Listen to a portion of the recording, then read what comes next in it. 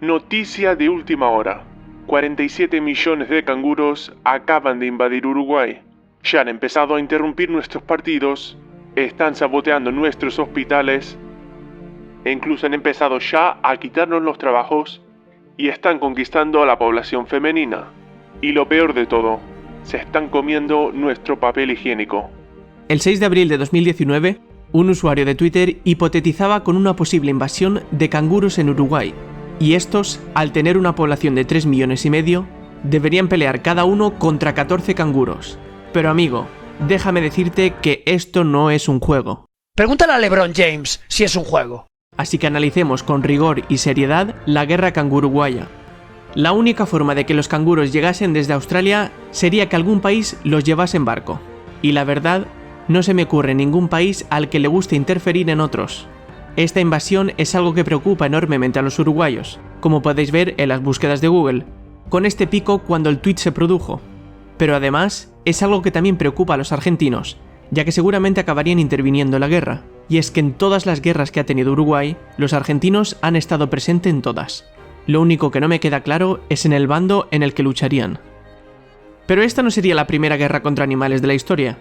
En 1932, en Australia lucharon 2 guerras contra 20.000 emus, ya que estaban arrasando con sus cultivos de trigo. En ambas guerras, los australianos tuvieron que rendirse, y es que no contaban con que los emus tenían semejantes huevos. Otro de los conflictos contra animales ocurrió en las Islas Galápagos, contra las cabras.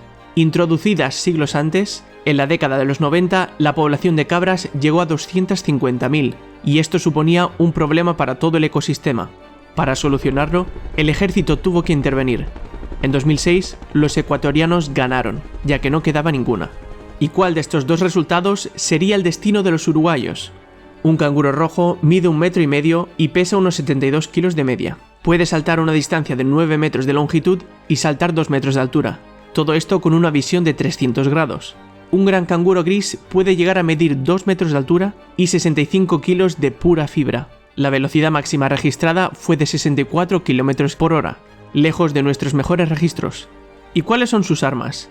Al contrario de lo que se piensa, los canguros no boxean. Lo que en realidad hacen es intentar agarrarte con los brazos para apoyarse en su cola y asestar una patada tan potente y con una pezuña así que mataría a un humano en gran parte de los casos.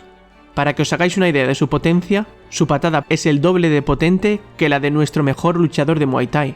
Pero además de su movimiento maestro, las garras de los brazos también podrían sacarte un ojo, pueden morderte, y si la pelea ocurre en el agua, son excelentes nadadores y suelen ahogar a sus oponentes con la fuerza de sus brazos. Pero que no cunda el pánico, los uruguayos no están solos. En el tuit original apuntaban que en Uruguay hay 3,6 vacas por persona, lo cual da una población de vacas de 12,5 millones. Además de esto, en Uruguay hay 12 millones de ovejas, 1,7 millones de perros y 700.000 gatos, sin olvidarnos del casi medio millón de caballos. Todo esto daría un total de 31 millones de efectivos para luchar contra 47 millones de máquinas de matar australianas. Pero si las vacas van a la guerra, es lógico pensar que los hindús del continente americano se uniesen. En ese caso, sumaríamos los 200.000 de Guyana, 120.000 de Surinam, medio millón de Canadá y 2,3 millones de Estados Unidos. Además, el animal nacional de Guyana es el jaguar, con lo que podrían traerse a dichos 4.300 felinos. Como aún así seguirían teniendo una ligera desventaja, la guerra tan solo podría ser ganada siguiendo mis sugerencias. La primera, una táctica de confusión. Instalar ventanas de cristal por todo el territorio. La segunda sería imitar sus técnicas de intimidación. En concreto, 3. Los canguros se sienten intimidados cuando arrancas hierba del suelo, cuando caminas de forma bien erguida y la más aterrorizante, arrastrar el pecho por el suelo.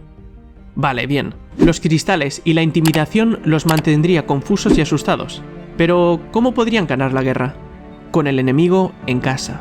Según el censo de Australia de 2016, en el país viven 9.000 uruguayos. Los australianos, por su parte, calculan tener unos 43.000 koalas. Este es uno de los 3 mamíferos que su dieta se basa en hojas de eucalipto. ¿Sabéis quién basa su dieta también en hierba? En efecto, los uruguayos, tomando 8 kilos de mate al año, seguido de los argentinos con 6,4 kilos. Pero eso es el promedio nacional.